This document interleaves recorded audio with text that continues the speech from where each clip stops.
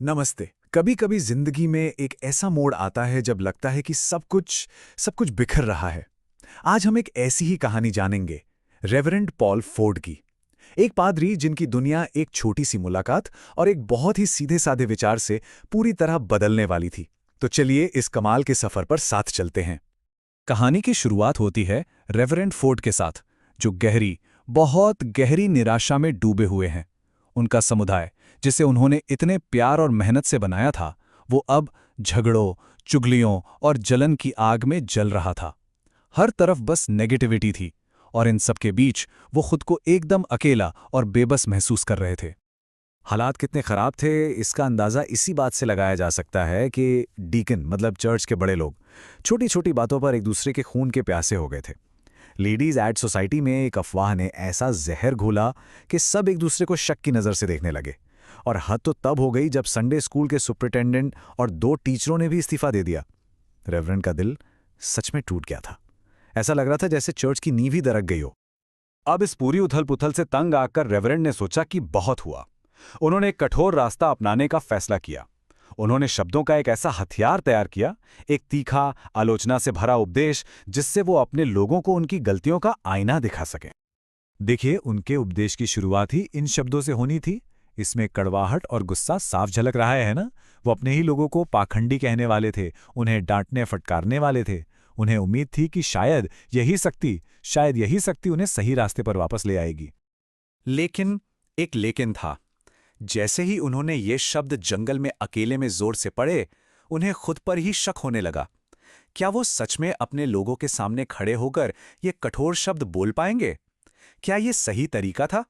ये सवाल उनके दिमाग में गूंजने लगा। और बस यहीं कहानी में एक बहुत बड़ा मोड़ आता है। जब रेवरेंड इसी उलझन में फंसे थे, तो जंगल में उनकी मुलाकात एक छोटी सी बच्ची से होती है, पॉलियाना से।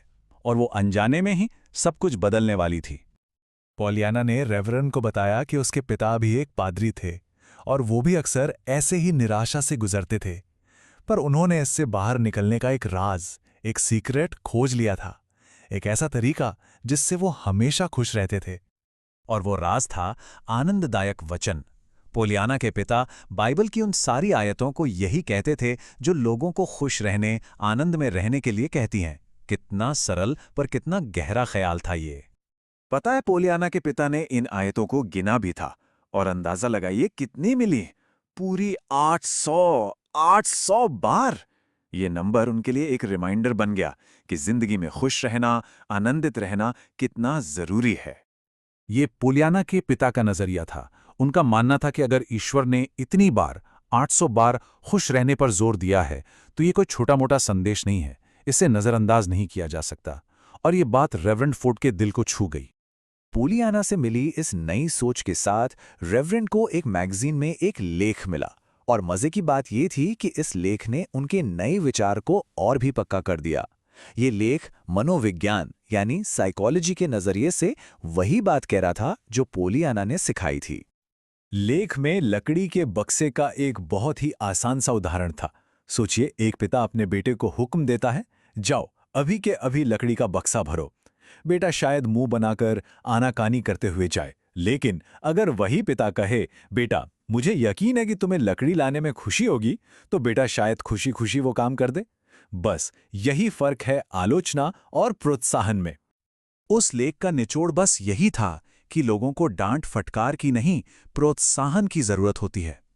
जब हम उनकी गलतियों को गिनवाने के बजाय उनके अच्छे गुणों की तारीफ करते हैं, उनसे बेहतर की उम्मीद रखते हैं, तो वो अक्सर हमारी उम्मीदों पर खरे उतरते हैं।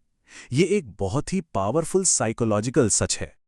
तो अब पोलियाना की मासूमियत और उस मैगजीन के ज्ञान से लैस होकर रेवरेंड फोर्ड ने एक बहुत बड़ा, एक प्रतीकात्मक कदम उठाया जो उनके और उनके समुदाय के लिए एक नई सुबह लेकर आने वाला था। उन्होंने अपने उस कठोर, गुस्से और निंदा से भरे उपदेश के कागज उठाए और उन्हें बीच से 2 टुकड़ों में फाड़ दिया। ये सिर्फ कागज फाड़ना नहीं था, ये उस गुस्से और निराशा के रास्ते को छोड़कर एक नए, उम्मीद भरे रास्ते को अपनाने का प्रतीक था। और ये बदलाव देखिए जरा, कितना शानदार था। जहां उनका पुराना उपदेश तुम पर हाय से शुरू हो रहा था, वहीं अब उन्होंने पोलियाना के उन 800 आनंददायक वचनों में से एक को चुना, यहोवा के कारण आनंदित और मगन हो। ये निंदा से उत्सव तक का एक पूरा सफर था। और इसका नतीजा क्या हुआ? उनका नया उपदेश हर किसी के दिल में अच्छाई को जगाने वाली एक आवाज बन गया। उन्होंने अपने लोगों को एक मकसद दिया, एक लक्ष्य दिया, और उस काम में उन्हें इतनी खुशी मिली कि अब किसी के पास दूसरों की आलोचना करने का वक्त ही नहीं बचा। रेवरेंड फोर्ड की ये कहानी हमें एक बहुत ही मजबूत सवाल के साथ छोड़ जाती है। हमारी अपनी जिंदगी में, हमारे रिश्तों में क्या हो सकता है अगर हम भी गलतियां ढूंढने के बजाय अच्छाई को प्रोत्साहित करना, उसे बढ़ावा देना चुनें? इस पर सोचिएगा जरूर।